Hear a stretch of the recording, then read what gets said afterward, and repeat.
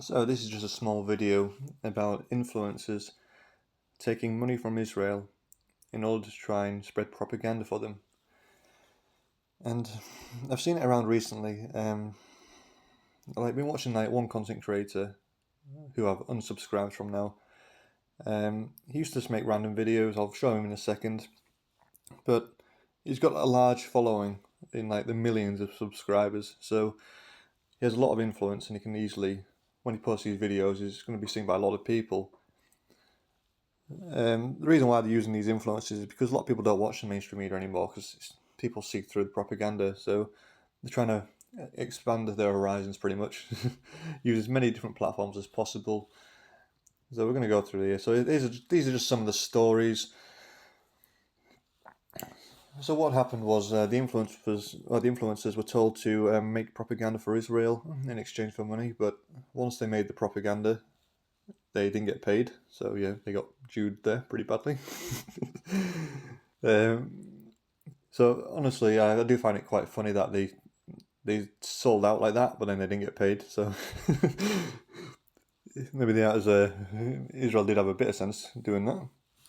It's the only time I'm gonna ever give them credit. But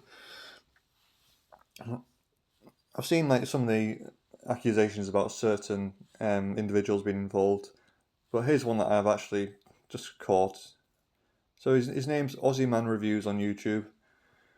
So he just makes random videos, a lot of it's perverted stuff, just random fail videos and crap. He does have 6 million subscribers, but you can see his view count starting to dropping down a bit now. But then, all of a sudden, he's never made any political videos before, then all of a sudden, the Bondi Beach terrorist attack victims and heroes. So obviously we know that Bondi Beach was a psyop. I mean, I made a video, I think, about it being a psyop. One of the camera angles in particular, where there's that random guy talking to the terrorist while his wife and everybody else is just sat at the cafe relaxing, despite having a guy randomly apparently shooting near them. That camera angle, kind of showed it all to be orchestrated. It showed it all to be fake. There's many things that showed it to be fake. There's a good channel by there's a good video by Static in the Attic on YouTube where he breaks it down a lot better than I did.